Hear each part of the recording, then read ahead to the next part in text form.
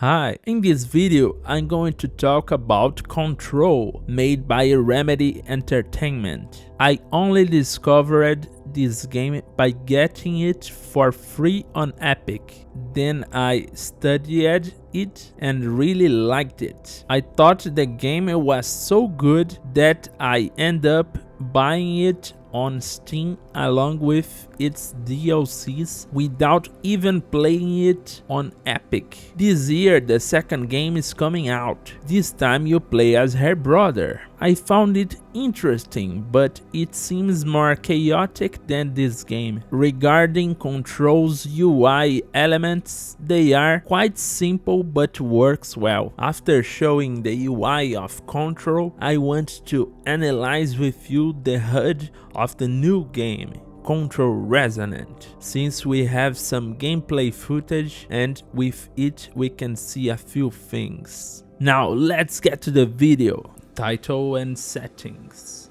Here we can see the title screen. Pressing any button takes you to the main menu, which has a moving background, the game title at the top, and the list on the left with the menu items, including Continue Game, New Game, Mission Select, Options, and Credits. In the options, we can see Gameplay, Controls, Audio, Display, and Interface. In gameplay, you can adjust the settings for your mouse, keyboard, and controller. There's also an accessibility feature that I love in this game, which is the assist mode. With it, you have the power to do whatever you want with your game. If it's too difficult, you can activate the immortality or one-hit kills, or make it just a little easier by reducing the damage received from enemies.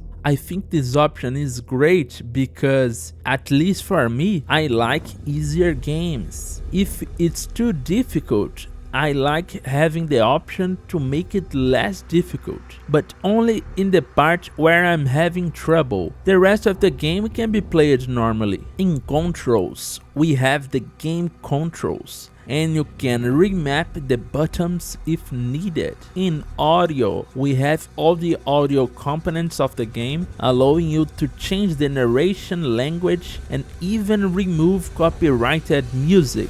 In display, we can adjust the game's graphics. In interface, we can adjust various parts of the UI, such as text language, subtitles, and HUD settings. We have two loading screens. The only thing that changes between them is the background, but they always include a game tip, a bar below showing the loading progress with the game logo on the right, text and modals.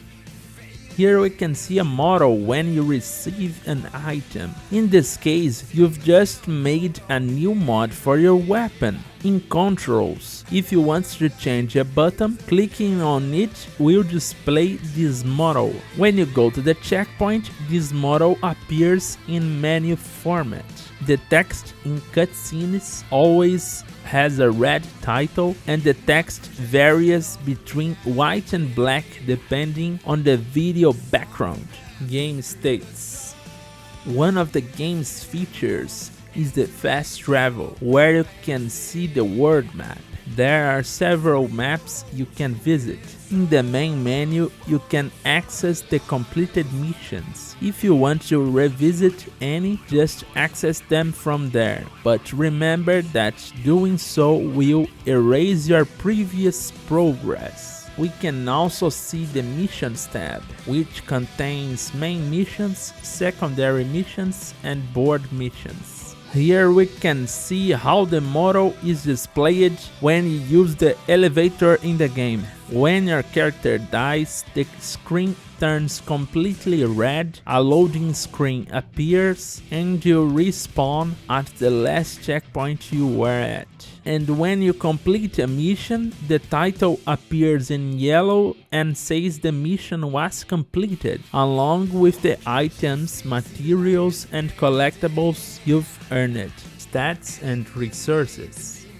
we've arrived at the skill tree, where we have 6 possible paths to follow: health, energy, melee damage, launch damage, shield, seize, and levitation. You can reset your skills for 30,000 in-game coins. By using skill points, you unlock some improvements in milestone rewards. And above you can see your coins and skill points. If you don't have enough points for a certain skill, a red icon appears indicating that the skill is locked. In weapons form, you can craft your weapons or upgrade them. To craft or upgrade, you need the materials indicated next to the weapon you want to improve. Above, it shows the upgrade name and description, and when you perform the upgrade, the new weapon with the improvement appears like that. Now, in the mods, we can see the modifications you can add to your weapons that can give them various benefits. When you select one, you can see how many materials it will cost to make the mod, and you can make the mods for weapons and for your character. And below, if you want to try to get other mods, you can refresh the mods for a coin cost. Here we can see all the materials you've collected in the game. In inventory, we have all the weapons you have equipped, the weapon mods, and your character mods. Clicking on your weapon opens a list of all the weapons you have unlocked, allowing you to equip any of them. Here you can see how the character mods are presented, with an explanation of what they do on the right. Clicking on character mod opens this screen with all the mods you have in your inventory. If you want, you can deconstruct the ones you don't use or find bad for in-game currency. You can also filter the mods by rarity, type, and whether they are new. HUD and overlays. We've entered the HUD section. Here we can see elements like the mission, which is pinned to the top. To do that, you need to select it from the mission menu. We also have the contextual button that appears when you reach a checkpoint. Now we can see the character's life bar, which is displayed in a very simple way on the left. At the top, we have a bar indicating how much telekinetic power you have, and in the middle is the character crosshair. When you use the telekinetic power, you can lock onto the enemy and even grab multiple objects at once. The enemy health appear in orange, some with a white bar above them indicating that you need to use your telekinetic powers to damage them, functioning like a shield. The number above it is the enemy's level. When you receive a new mission, the title appears in large yellow letters on the screen with a button below that you can press and hold if you want to pin it. And when you open a crate, the materials you took out appears in the right corner. Extras. For the extras, I included things like a mission area where you can kill certain types of enemies to earn mods. We also have a location where missions are set up, whether they are main board or secondary missions. We can also see the local map. I've never been a big fan of the maps in this game. I always get a bit lost on them. Now moving on to the collectibles. We have 5 types of collectibles, starting with research and records. This allows you to better understand the history of your enemies in the game and display their picture. In case files, we see the objects of power that you encounter when completing certain missions. Here you can learn a bit about their story. In correspondence, we have all the letter-related stuff and things like that which you pick up in the game. In multimedia, we have the audio files that you find in the game, containing various game-related content. When you open one, it appears in this music player format. In Hotline, we can see several cutscenes from the game again, and clicking on one opens a video player similar to those in multimedia but now with video. Lastly, there's a detail. If you're in a specific location on the map, you have the option to change your character outfit. Many of these outfits require you to do specific things in the game, like secrets, to unlock them.